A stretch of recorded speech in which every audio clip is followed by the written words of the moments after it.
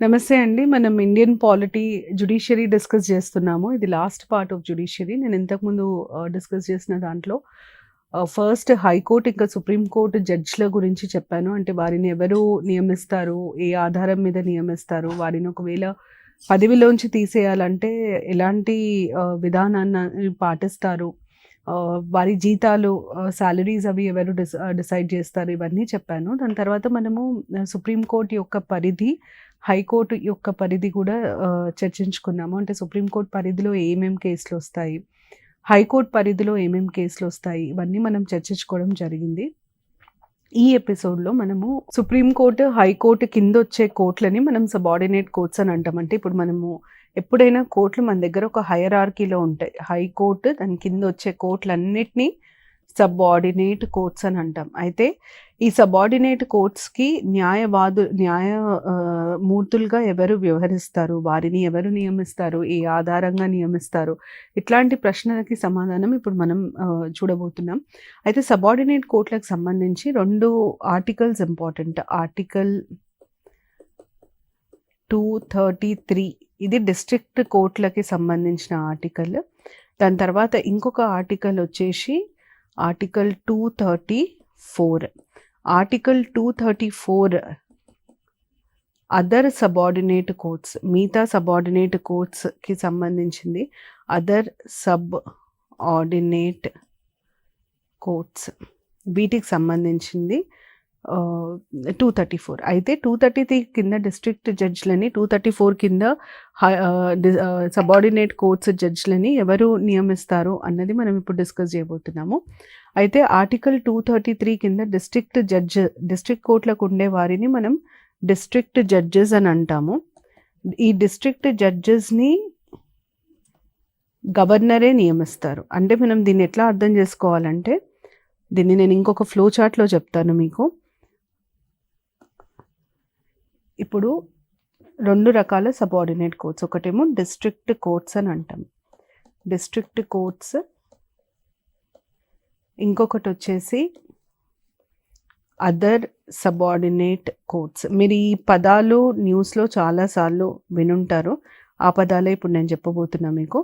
Courts. అయితే district కోర్ట్స్‌కి ఉండే వారిని, న్యాయమూర్తులని డిస్ట్రిక్ట్ జడ్జెస్ అని అంటారు. సబార్డినేట్ కోర్ట్స్‌కి ఉండే న్యాయమూర్తులని మనము జ్యుడిషియల్ ఆఫీసర్స్ అని అంటాం. జడ్జ్ అని అనం, జ్యుడిషియల్ ఆఫీసర్స్ అని అంటాం.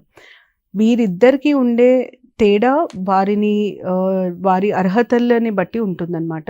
డిస్ట్రిక్ట్ జడ్జెస్‌ని కానీ, జ్యుడిషియల్ ఆఫీసర్స్‌ని కానీ నియమించే అధికారం గవర్నర్‌కు ఉంటుంది. ఎవరు నియమిస్తారు అంటే గవర్నర్ నియమిస్తారు. మరి తేడా ఏంటి అంటే, డిస్ట్రిక్ట్ జడ్జ్ కావాలంటే 3 ఉండాలి. ఒకటేమో should not be an employee, not an employee. రాష్ట్ర ప్రభుత్వం కింద కానీ, కేంద్ర ప్రభుత్వం కింద కానీ పనిచేయకూడదు. Not an employee under union or state. కేంద్ర ప్రభుత్వం కింద కానీ, రాష్ట్ర ప్రభుత్వం కింద కానీ పనిచేయకూడదు. కనీసం 7 ఏళ్ళు అడ్వకేట్ లాగా ఎక్స్పీరియన్స్ ఉండాలి. 7 years ఎక్స్పీరియన్స్ ఉండాలి. కంపల్సరీగా 7 years ఎక్స్పీరియన్స్ అన్నా ఉండాలి. ఇంకా ఈ 2 కాకుండా మూడో అర్హత ఏంటి అంటే, recommended by high court. High court recommendation ఉంటేనే వారిని డిస్ట్రిక్ట్ జడ్జ్ లాగా తీసుకుంటారు. By high court. ఈ 3 ఆధారంగా హైకోర్టు ముందుకు పంపించిన, అంటే ఈ 2 అర్హతల ఆధారంగా హైకోర్టు కొంతమంది వ్యక్తులని డిసైడ్ చేసుకొని, అంటే షార్ట్ లిస్ట్ చేసి గవర్నర్ గారికి పంపిస్తుంది. గవర్నర్ వారిని డిస్ట్రిక్ట్ జడ్జిలాగా నియమించడానికి అధికారం ఉంటుంది. మరి జ్యుడిషియల్ ఆఫీసర్స్ అంటే ఏంటి?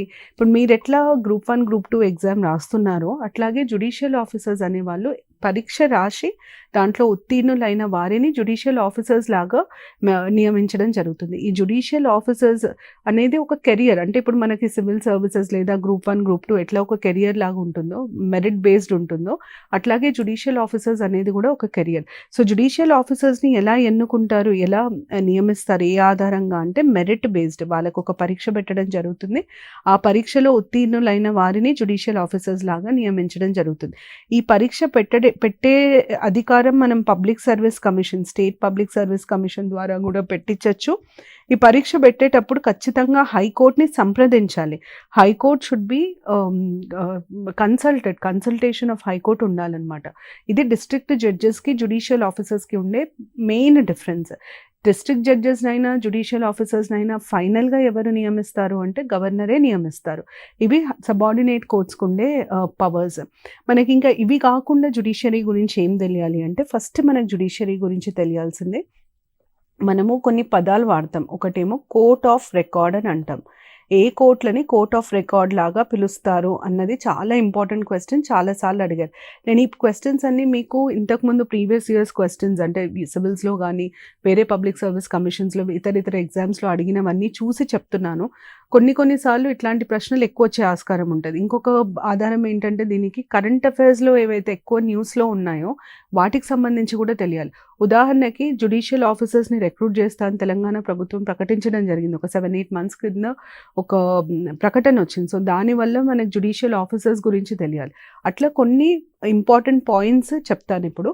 కోర్ట్ ఆఫ్ రికార్డ్ అంటే అర్థం ఏంటంటే, ఈ కోర్టులలో ఎలాంటి కేసు బాధింపబడ్డా ఆ కేసుకు సంబంధించిన మొత్తం వివరాలు ఒక రికార్డులో లిఖితపూర్వకంగా భద్రపరిచి ఉంటాయన్నమాట. దాన్ని మనం కోర్ట్ ఆఫ్ రికార్డ్. ఆ కోర్టులో జరిగే ప్రతి కేసుని లిఖితపూర్వకంగా పెట్టడాన్ని కోర్ట్ ఆఫ్ రికార్డ్ అనడం జరుగుతుంది. So that is a court of record.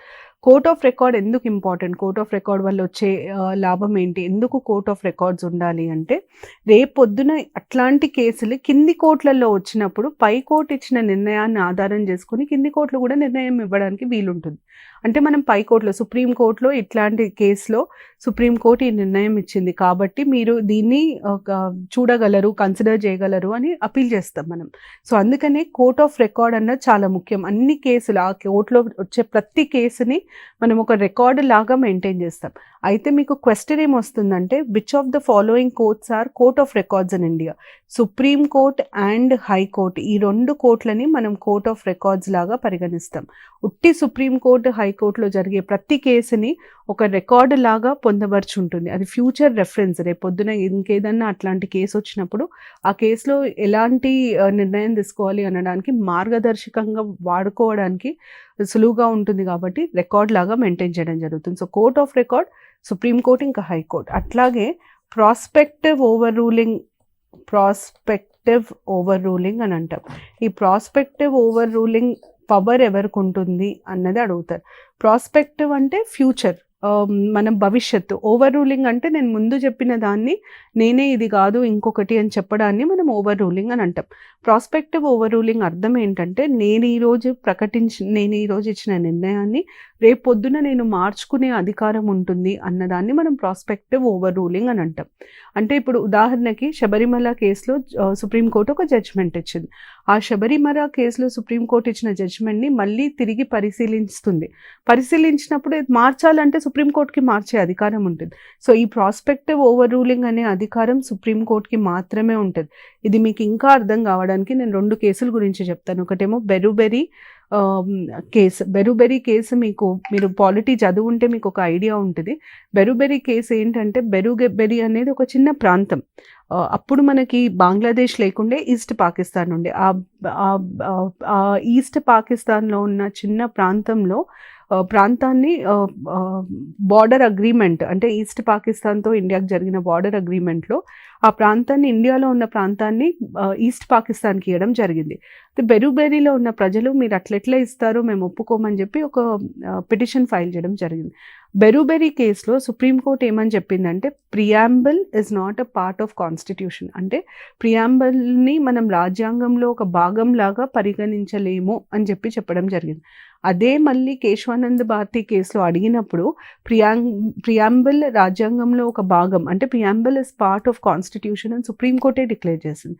So సుప్రీంకోర్టుకి తన నిర్ణయాన్ని మార్చుకునే అధికారం ఉంటుంది. అది ఏ కోర్టుకు ఉంటుంది అంటే సుప్రీంకోర్టుకి మాత్రమే ఉంటుంది. ఎందుకు సుప్రీంకోర్టుకి మాత్రమే ఉంటుంది? ఎందుకంటే సుప్రీంకోర్టు ఉన్నత న్యాయస్థానం కాబట్టి ఉట్టి సుప్రీంకోర్టుకి మాత్రమే ఆ పవర్ ఉంటుంది. అది ప్రాస్పెక్టివ్ ఓవర్ రూలింగ్. తర్వాత 3వది వచ్చేసి నేషనల్ జ్యుడిషియల్ అపాయింట్మెంట్ కమిషన్. ఎన్జేఏసీని ప్రతిపాదించడం జరిగింది. ఎన్జేఏసీ కరెక్ట్ కాదు అని Supreme Court advocates on record versus union of India ఈ కేసులో సుప్రీంకోర్టు ఎన్జేఏసీని కొట్టేయడం కూడా జరిగింది. మీకు ఎన్జేఏసీకి సంబంధించి ఫస్ట్ రాజ్యాంగ సవరణ నంబర్ తెలియాలి. తర్వాత ఎన్జేఏసీకి హెడ్ ఎవరు ఉంటుండే, ఎన్జేఏసీకి head chief justice of India, national judicial appointment commission. దాని ఫుల్ ఫామ్ కూడా అడగచ్చు. ఎందుకు ఇప్పుడు మరి నేను అది రాజ్యాంగ విరుద్ధం అని చెప్పి సుప్రీంకోర్టు కొట్టేసిందని చెప్పిన తర్వాత మళ్ళీ దాని గురించి ఎందుకు మాట్లాడుతున్నామంటే, రీసెంట్గా అయిన డిస్కషన్స్లో, పార్లమెంట్లో బయట అయిన డిస్కషన్స్లో పదే పదే కేంద్ర ప్రభుత్వం మళ్ళీ నేషనల్ జ్యుడిషియల్ అపాయింట్మెంట్ కమిషన్ని తీసుకొచ్చే ఉద్దేశాలు ఉన్నాయి, తీసుకొస్తే బాగుంటుంది అని చెప్పడం జరిగింది. కాబట్టి మనకు ఎన్జేఏసీ గురించి బేసిక్ ఇన్ఫర్మేషన్ తెలియాలి. ఎన్జేఏసీకి సంబంధించిన రాజ్యాంగ సవరణ తెలియాలి, ఎన్జేఏసీ ఎవరు హెడ్ చేస్తారు అన్నది తెలియాలి, ఎన్జేఏసీ కేసు ఏ కేసులో సుప్రీంకోర్టు ఎన్జేఏసీ రాజ్యాంగబద్ధంగా లేదు, విరుద్ధంగా ఉంది అని చెప్పిందో తెలియాలి. రాజ్యాంగబద్ధంగా లేదు అని ఎందుకు చెప్పింది సుప్రీంకోర్టు అంటే, ఎన్జేఏసీలో 6 సభ్యులు ఉంటారు. అందులో 3 సుప్రీంకోర్టు న్యాయమూర్తులు అయితే 3 బయటవారు. ఆ 3లో ఒకరు యూనియన్ లా మినిస్టర్. అసలు ఇండిపెండెంట్ జ్యుడిషియరీ అన్నప్పుడు లా మినిస్టర్కి ఏ రకమైన సంబంధం ఉండొచ్చు, వారికి అపాయింట్ చేసే పవర్ ఉండదు. సో దానివల్ల అపాయింట్మెంట్లో వాళ్ళ జోక్యం ఉండొద్దు అనమాట, ఎగ్జిక్యూటివ్ జోక్యం ఉండొద్దు. దానివల్ల సుప్రీంకోర్టు దాన్ని ఇన్వాలిడ్, కాన్స్టిట్యూషన్కి అగెయిన్స్ట్ ఉంది, అందుకనే ఈ అమెండ్మెంట్ ఇన్వాలిడ్ అని డిక్లేర్ చేయడం జరిగింది. సో ఎన్జేఏసీ గురించి తెలియాలి. ఈ 3 మీకు అన్నిటికంటే ఇంపార్టెంట్. నేను ఇంతకుముందు చెప్పినట్టు 2-3 కేసెస్. ఒకటేమో స్వప్నిల్ జోషి, ఆ కేసు లైవ్ స్ట్రీమింగ్ ఆఫ్ కేసెస్కి సంబంధించింది, supreme court live streaming of cases. దాని తర్వాత సుప్రీంకోర్టు ఆర్టీఐ కిందికి వస్తుంది, ఆర్టీఐ పరిధిలోకి వస్తుందని చెప్పి సుప్రీంకోర్టు కాదు, chief justice of India office RTI పరిధిలోకి వస్తుందని చెప్పి కోర్టు డిక్లేర్ చేయడం జరిగింది. ఏ కేసు అని అడిగితే public information officer supreme court versus Subhash Chandra Agarwal. ఆ కేసులో సుప్రీంకోర్టు చాలా క్లియర్గా ప్రధాన న్యాయమూర్తి కూడా సుప్రీంకోర్టులో ఒక భాగం కాబట్టి ప్రధాన న్యాయమూర్తి కూడా రైట్ టు ఇన్ఫర్మేషన్, సమాచార హక్కు చట్టం పరిధిలోకి వస్తారు అని డిక్లేర్ చేయడం జరిగింది. సో ఇట్లాంటి ఇన్ఫర్మేషన్ మీకు ఎక్కువ ఇంపార్టెంట్. ఇది జ్యుడిషియరీకి సంబంధించిన ఇన్ఫర్మేషన్. లాస్ట్కి మనం 1-2 నిమిషాలలో సమప్ చేసుకుంటే, మీకు జ్యుడిషియరీలో ఆర్టికల్ నెంబర్స్ చాలా తక్కువ అడుగుతారు. ఒక 5-6 ఆర్టికల్సే ఇంపార్టెంట్. ఆ ఆర్టికల్స్ నేను ఆల్రెడీ చెప్పాను. 131 ఒకటి ఇంపార్టెంట్, 143 ఇంపార్టెంట్, దాని తర్వాత 226 ఇంపార్టెంట్, 136 అయితే చాలా చాలా ఇంపార్టెంట్. ఇట్లాంటి కొన్ని ఆర్టికల్ నెంబర్స్ గుర్తుండాలి. తర్వాత జడ్జిలకు సంబంధించిన అంశాల మీద ప్రశ్నలు ఎక్కువ వస్తాయి. ఎవరు వాళ్ళని అపాయింట్ చేస్తారు, అర్హతలు ఏంటి, తీసేయాలనుకుంటే పాటించాల్సిన విధానం ఏంటి, వాళ్ళ శాలరీస్ ఎవరు డిసైడ్ చేస్తారు, వాళ్ళని ప్రమాణ స్వీకారం ఎవరు చేయిస్తారు, ఇట్లాంటి అంశాల మీద ప్రశ్నలు ఎక్కువ వస్తాయి. తర్వాత జ్యురిస్డిక్షన్కి సంబంధించి స్పెషల్ లీవ్ పిటిషన్ ఒకటి చాలా ఇంపార్టెంట్. దాని తర్వాత original jurisdiction of supreme court important. హైకోర్టుకు వచ్చేసరికి రిట్ జ్యురిస్డిక్షన్ మీద ప్రశ్నలు ఎక్కువ వస్తాయి. సబార్డినేట్ కోర్ట్స్లో ఎవరు ఆ న్యాయమూర్తులని ఎవరు నియమిస్తారు, ఏ ఆధారం మీద అన్న దాని మీద ప్రశ్నలు వస్తాయి. ఇది జ్యుడిషియరీకి సంబంధించి. అయితే లాస్ట్కి దీంట్లో పబ్లిక్ ఇంట్రెస్ట్ లిటిగేషన్ గురించి మీరు వినుంటారు. అదొక్కటి చెప్పి జ్యుడిషియరీ ఆపేద్దాము. పబ్లిక్ ఇంట్రెస్ట్ లిటిగేషన్ మీద ఈ మధ్య కాలంలో ప్రశ్నలు రావడం స్టార్ట్ అయినాయి. అయితే పబ్లిక్ ఇంట్రెస్ట్ లిటిగేషన్ అన్నది జ్యుడిషియల్ యాక్టివిజంకి సంబంధించింది. జ్యుడిషియల్ యాక్టివిజం అంటే ఏంటి? ఇప్పుడు జ్యుడిషియరీ తన పని తను చేసుకుంటూ వేరే భాగాలు అంటే గవర్నమెంట్లో ఉండే వేరే అంగాలు లైక్ ఎగ్జిక్యూటివ్, లెజిస్లేచర్ వారి పని కూడా వారు చేసేటట్టు చూడడాన్ని మనం జ్యుడిషియల్ యాక్టివిజం అని అంటాం.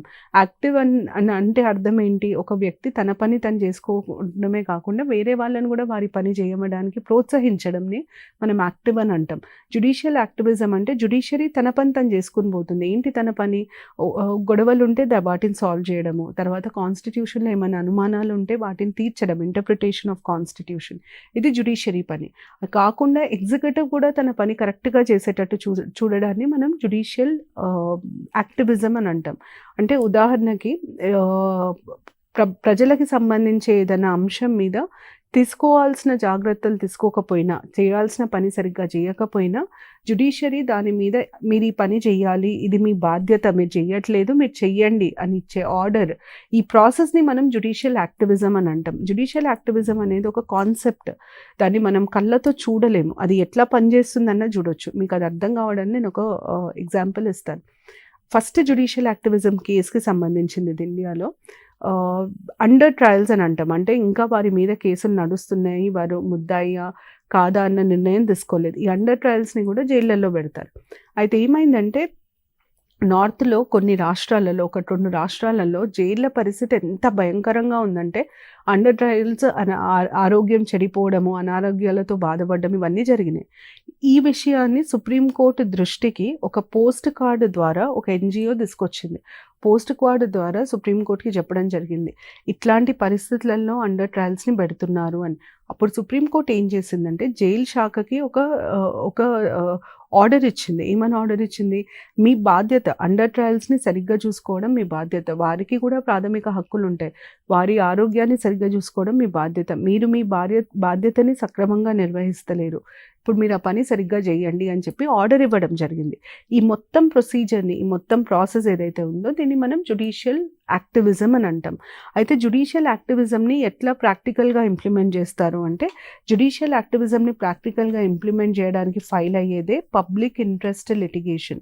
పబ్లిక్ ఇంట్రెస్ట్ లిటిగేషన్ అంటే చాలామంది వ్యక్తులకు సంబంధించి ఒక సమస్య వచ్చినప్పుడు, లేదా చాలామంది వ్యక్తులకు సంబంధించి ఒక పని సరిగ్గా చేయలేదు, పని పాడవడం లాంటివి జరిగినప్పుడు మనం కోర్టుకి వెళ్ళి, అయ్యా వాళ్ళు వారి పనిని సరిగ్గా చేయట్లేదు కాబట్టి మాకందరికీ ఇబ్బంది అవుతుంది అని చెప్పడాన్ని మనం పబ్లిక్ ఇంట్రెస్ట్ లిటిగేషన్ అని అంటాం. పబ్లిక్ ఇంట్రెస్ట్ లిటిగేషన్ ఎవరైనా ఫైల్ చేయొచ్చు, ఎందుకంటే ప్రజల కోసం ఫైల్ చేస్తున్నాం. ఇప్పుడు ఉదాహరణకి ఆ బీహార్లో ఉన్న జైలు నేను ఎప్పుడు చూసి ఉండకపోవచ్చు, కానీ నేను కూడా ఫైల్ చేయొచ్చు దాని మీద కేసు. ఎందుకంటే అక్కడ చాలామంది వ్యక్తులకు సంబంధించిన హక్కులు ఉల్లంఘింపబడుతున్నాయి, లేదా ప్రభుత్వం తన పని సరిగ్గా చేయట్లేదు, దానివల్ల ఇబ్బందులు కలుగుతున్నాయి. ఇట్లాంటివి మనం కోర్టు దృష్టికి తీసుకెళ్ళడానికి వేసే పిటిషన్ని, కేసుని మనం పబ్లిక్ ఇంట్రెస్ట్ లిటిగేషన్ అని అంటాం. పబ్లిక్ ఇంట్రెస్ట్ లిటిగేషన్ వల్ల ఉండే లాభాల మీద ఆబ్జెక్టివ్ టైప్ క్వశ్చన్స్ అడగడం జరిగింది. మొదటి లాభం ఏంటంటే యాక్సెస్ టు జస్టిస్. ఎవరైనా పబ్లిక్ ఇంట్రెస్ట్ లిటిగేషన్ ఫైల్ చేయొచ్చు, నేను ఫైల్ చేయొచ్చు. నేను ఎప్పుడూ ఆ ప్లేస్కి వెళ్ళుండకపోవచ్చు, ఆ వ్యక్తులను కలిసి ఉండకపోవచ్చు, కానీ అయినా నేను ఫైల్ చేయొచ్చు.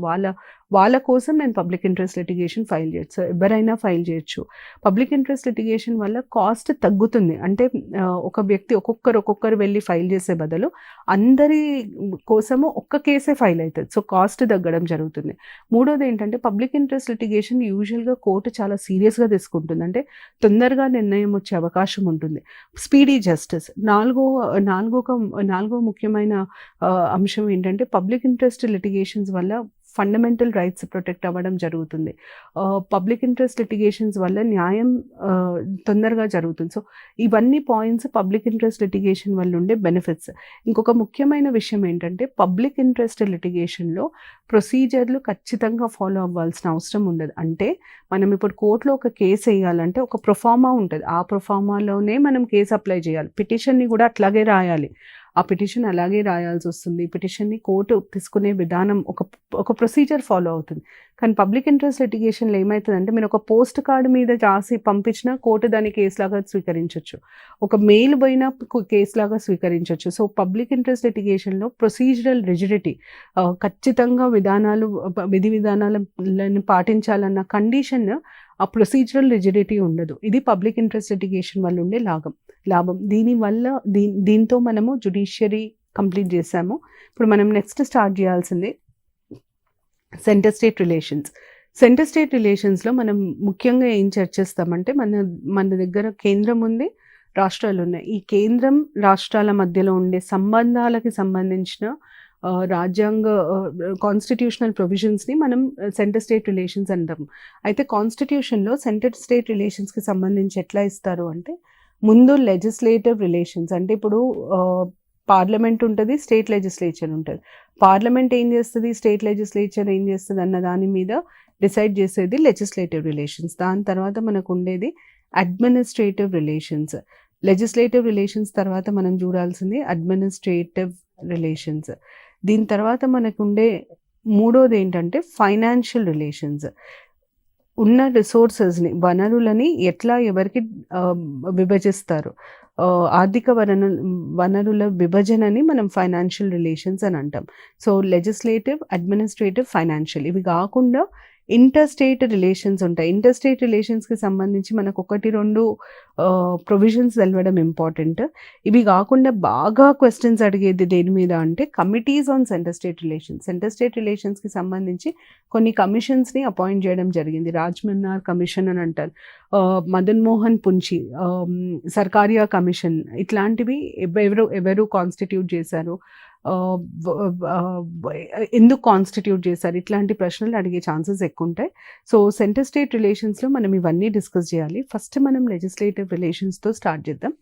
లెజిస్లేటివ్ రిలేషన్స్ అసలు ఎందుకు వస్తుంది అన్నది ముందు మనం డిస్కస్ చేసుకుంటే దానివల్ల ఉండే బెనిఫిట్ ఏంటి, అంటే ఎందుకు ఇవ్వడం జరిగింది అన్నది చెప్తాను. లెజిస్లేటివ్ రిలేషన్స్ అర్థం ఏంటంటే, మీకు ఇది అర్థం కావాలంటే మనకి కేంద్రంలో పార్లమెంట్ ఉంటుంది, రాష్ట్రంలో వచ్చేసరికి స్టేట్ లెజిస్లేచర్ ఉంటుంది. ఈ రెండు సంస్థల పని ఏంటి అంటే లా మేకింగ్, చట్టాలను చేయడం వారి పని. మరి పార్లమెంట్ దేని మీద చట్టం చేయొచ్చు, రాష్ట్రం దేని మీద చట్టం చేయొచ్చు, రాష్ట్ర శాసనసభ దేని మీద చట్టం చేయొచ్చు అన్న దాని మీద క్లారిటీ లేకపోతే ఏమవుతుందంటే పార్లమెంట్ చట్టం చేస్తుంది, రాష్ట్రాలు చట్టాలను చేస్తాయి. అప్పుడు కాన్ఫ్లిక్ట్ వచ్చే ఛాన్స్ ఉంటుంది. ఆ కాన్ఫ్లిక్ట్ రాకుండా రాష్ట్రం పరిధి ఏంటి, అంటే చట్టాలు చేయడంలో రాష్ట్రాలకు ఉండే పరిధి ఏంటి, చట్టాలు చేయడంలో కేంద్రానికి ఉండే పరిధి ఏంటి అన్నది నిర్ణయించేదాన్నే మనం లెజిస్లేటివ్ రిలేషన్స్ అని అంటాం. అయితే దీంట్లో మనం గుర్తుపెట్టుకోవడం చాలా సింపుల్ అండి. ఫస్ట్ మనకి జ్యూరిస్డిక్షన్ తెలియాలి. జ్యూరిస్డిక్షన్ ఎట్లా తెలియాలి అంటే జాగ్రఫికల్ జ్యూరిస్డిక్షన్ ఫస్ట్ తెలియాలి. అంటే ఒక రాష్ట్ర శాసనసభ చేసిన చట్టాన్ని ఎక్కడ అమలులోకి తీసుకురావచ్చు, పార్లమెంట్ చేసిన చట్టాన్ని ఎక్కడ అమలు పరుస్తాము అన్నది జాగ్రఫికల్. తర్వాత సబ్జెక్ట్, దేని మీద, ఏ అంశం మీద రాష్ట్రం చట్టాన్ని చేయొచ్చు, ఏ అంశం మీద కేంద్రం చట్టాన్ని చేయొచ్చు, ఇది సబ్జెక్ట్. జ్యూరిస్డిక్షన్ తెలిసిన తర్వాత మనకు నెక్స్ట్ తెలియాల్సింది లెజిస్లేటివ్ రిలేషన్స్లో ఈ జాగ్రఫికల్ సబ్జెక్ట్ డివిజన్ తర్వాత కొన్ని సందర్భాలలో పార్లమెంట్ అంటే యూనియన్ స్టేట్కి సంబంధించిన అంశాల మీద లెజిస్లేట్స్ ఆన్ స్టేట్ సబ్జెక్ట్స్. ఎప్పుడు లెజిస్లేట్ చేయొచ్చు, లెజిస్లేట్స్ ఆన్ స్టేట్ సబ్జెక్ట్స్ ఎప్పుడు లెజిస్లేట్ చేయొచ్చు అన్నది కూడా మనకి ఇక్కడ తెలుస్తుంది. So union legislates on state subjects ఎప్పుడు చేయొచ్చు అన్నది ఇక్కడ తెలుస్తుంది. మూడో అంశం మనకు తెలియాల్సింది ఏంటంటే, ఎంత మనం విభజించినా కూడా రాష్ట్రానికి కేంద్రం రాష్ట్రం చేసిన చట్టాలలో కొన్నిసార్లు ప్రాబ్లమ్స్ అంటే కాన్ఫ్లిక్ట్ వచ్చే ఛాన్స్ ఉంటుంది. ఒకవేళ అట్లాంటి కాన్ఫ్లిక్ట్ వచ్చినప్పుడు దాన్ని మనం ఎట్లా పరిష్కరిస్తాము, అట్లాంటి సమస్య వచ్చినప్పుడు, అట్లాంటి గొడవ వచ్చినప్పుడు ఎట్లా పరిష్కరిస్తాము, ఆ పరిష్కారం కూడా రాజ్యాంగమే చెప్తుంది. ఈ 3 అంశాలు మనకి రాజ్యాంగం చెప్తాయి లెజిస్లేటివ్ రిలేషన్స్లో. ఇవి మనం ఇంకా డీటెయిల్డ్గా డిస్కస్ చేయాలంటే ఫస్ట్ మనకి ఆర్టికల్ 245 ఇక్కడ నుండి మొదలవుతుంది. ఇది మనకి jurisdiction of parliament and state legislature చెప్తాయి. Jurisdiction of parliament, jurisdiction of state legislature. Jurisdiction of parliament, union అంటే పార్లమెంట్ చేసే ఏ చట్టమైనా పార్లమెంట్ మేడ్ లా, పార్లమెంట్ ద్వారా రూపొందించబడ్డ చట్టం, ఈ చట్టాన్ని కంట్రీ మొత్తం ఎక్కడైనా ఇంప్లిమెంట్ చేయొచ్చు, ఆల్ ఓవర్ ఇండియా. కానీ కొన్ని చట్టాలు సిటిజన్స్కి కూడా వర్తిస్తాయి. అంటే ఈ దేశ పౌరులు, వారు బయట ఉన్నా సరే, ఎన్ఆర్ఐస్ అయినా సరే, వారికి కూడా వర్తిస్తాయి కొన్ని చట్టాలు. అందుకనే పార్లమెంట్ చేసే చట్టాలకి మనము ఎక్స్ట్రా టెరిటోరియల్ లెజిస్లేషన్ అని అంటాం. అంటే టెరిటోరియల్ బౌండరీని దాటుకొని వాటికి పవర్ ఉంటుంది. అందుకనే parliament made laws have extra territorial jurisdiction లేదా లెజిస్లేషన్ అని అంటాం. ఇది పార్లమెంట్ మేడ్. అదే ఒక స్టేట్ మేడ్ లా ఉందనుకోండి, రాష్ట్రం చేసిన చట్టం అయితే ఉట్టి ఆ రాష్ట్ర పరిధిలో మాత్రమే అది అమల్లోకి వస్తుంది, అంటే విత్ ఇన్ ద స్టేట్. దీన్ని మనం టెరిటోరియల్ జ్యూరిస్డిక్షన్ అని అంటాం. అంటే ఉట్టి ఆ రాష్ట్రంలోనే అమలవుతుంది కాబట్టి టెరిటోరియల్ జ్యూరిస్డిక్షన్ అనడం జరుగుతుంది. ఫస్ట్ ఇది అంటే జాగ్రఫికల్‌గా ఎక్కడ వస్తుంది, అట్లాగే ఎవరికి వర్తిస్తది, ఎవరికి వర్తించదు. దాన్ని మనం territorial jurisdiction, extra territorial jurisdiction లాగా అర్థం చేసుకోవాలి. దాని తర్వాత నెక్స్ట్ మనకి ఆర్టికల్ 245 తర్వాత నెక్స్ట్ తెలియాల్సింది సబ్జెక్ట్ జ్యూరిస్డిక్షన్. అంటే ఏ అంశం మీద పార్లమెంటు చట్టాలు చేయొచ్చు, ఏ అంశం మీద రాష్ట్రాలు చట్టాలు చేయొచ్చు. సబ్జెక్ట్స్ ఇప్పుడు ఏమవుతుందంటే చాలా అంశాలని గవర్నమెంట్ డీల్ చేస్తూ ఉంటుంది. ఈ అంశాలను మనం పాలిటీలో సబ్జెక్ట్స్ అని పిలుస్తామన్నమాట. వాటిని మనం సబ్జెక్ట్స్ అని అంటాం. అయితే సింపుల్గా ఏం చేస్తారంటే గవర్నమెంట్కి సంబంధించి అన్ని అంశాలని ఒక లిస్ట్ లాగా తయారు చేస్తారు. ఈ లిస్టులో పార్లమెంట్ ఏ అంశం మీద చట్టం చేయొచ్చు, రాష్ట్రాలు ఏ అంశం మీద చట్టం చేయొచ్చు, పార్లమెంట్ రాష్ట్రాలు కలిపి ఏ అంశం మీద, కొన్ని అంశాలు ఎట్లుంటాయంటే పార్లమెంటు చట్టం చేయొచ్చు, రాష్ట్రాలు చట్టం చేయొచ్చు, కామన్ సబ్జెక్ట్స్ అట్లాంటివి ఏవి అన్నది ఫస్ట్ ఐడెంటిఫై చేస్తారు. ఈ ప్రొసీజర్ని మనం 3 లిస్ట్స్ అంటాం, లిస్ట్ సిస్టమ్ అని అంటాం. ఈ సబ్జెక్ట్స్ని divided into 3 lists. First list వచ్చేసి యూనియన్ లిస్ట్ అని అంటాం, తర్వాతది స్టేట్ లిస్ట్, దీని తర్వాత మూడోది వచ్చేసి కంకరెంట్ లిస్ట్ అంటే కామన్ లిస్ట్ అని అర్థం. కంకరెంట్ లిస్ట్ ఈ 3 లిస్టుల కింద విభజిస్తామన్నమాట. దీని అర్థం ఏంటంటే ఈ యూనియన్ లిస్ట్లో పొందపరిచిన అంశాలన్నిటి మీద చట్టం చేసే అధికారం కేవలం పార్లమెంట్కు ఉంటుంది. రాష్ట్రాలు దీని మీద చట్టం చేయడానికి వీలుండదు. స్టేట్ లిస్టులో ఉన్న అంశాల మీద రాష్ట్రాలు చట్టం చేయొచ్చు, కానీ కొన్ని పరిస్థితులలో కేంద్రం కూడా చట్టాలను చేయొచ్చు. కంకరెంట్ లిస్టులో ఉన్న అంశాల మీద పార్లమెంట్ చట్టం చేయొచ్చు, స్టేట్ కూడా చట్టం చేయొచ్చు. అంటే ఇది common list, parliament and state. స్టేట్కి పవర్ ఉంటుంది చట్టాలు చేయడానికి, పార్లమెంట్కి కూడా పవర్ ఉంటుంది. అది concurrent list. So union list, state list, concurrent list, ఈ 3 లిస్టులని ఎక్కడ ఇవ్వడం జరిగింది. ఈ 3 లిస్టులో వచ్చే అంశాలని షెడ్యూల్ 7లో ఇస్తారనమాట. Schedule 7 important. Schedule 7 contains the 3 list, union list, state list, concurrent list. దీన్ని లిస్ట్ 1, లిస్ట్ 2, లిస్ట్ 3 అని కూడా అనడం జరుగుతుంది. అయితే సబ్జెక్ట్స్ని మొత్తం 3 భాగాలుగా విభజిస్తాం. Union list, state list, concurrent list. Union లిస్ట్లో పార్లమెంట్ చేసే సబ్జెక్టులు అన్నీ వస్తాయి, స్టేట్ లిస్ట్లో స్టేట్ చేసే సబ్జెక్ట్స్ అన్నీ వస్తాయి, కంకరెంట్ లిస్ట్లో ఒక పార్లమెంట్ చేయొచ్చు, స్టేట్ చేయొచ్చు. దీని మీద మనం ఇంకా డీటెయిల్డ్గా నెక్స్ట్ ఎపిసోడ్లో డిస్కస్ చేద్దాం. సో నెక్స్ట్ ఎపిసోడ్లో మనం బేసిక్గా 3 సబ్జెక్ట్స్ 3 లిస్టుల గురించి చర్చిస్తాము. దాని తర్వాత ఒకవేళ ఏమైనా కాన్ఫ్లిక్ట్ వచ్చిందంటే ఆ కాన్ఫ్లిక్ట్ని ఎట్లా రిజాల్వ్ చేస్తామన్న దాని మీద కూడా మనం చర్చించుకుంటాం. దాని తర్వాత అడ్మినిస్ట్రేటివ్ రిలేషన్స్ మీద కూడా డిస్కస్ చేద్దాం. దీంతో నేను ఈ ఎపిసోడ్ కంప్లీట్ చేస్తున్నాను. దీంట్లో జ్యుడిషియరీ కంప్లీట్ చేసి సెంటర్ స్టేట్ రిలేషన్స్ స్టార్ట్ చేశాం. నెక్స్ట్ ఎపిసోడ్లో సెంటర్ స్టేట్ రిలేషన్స్ని కంటిన్యూ చేస్తాను. Thank you.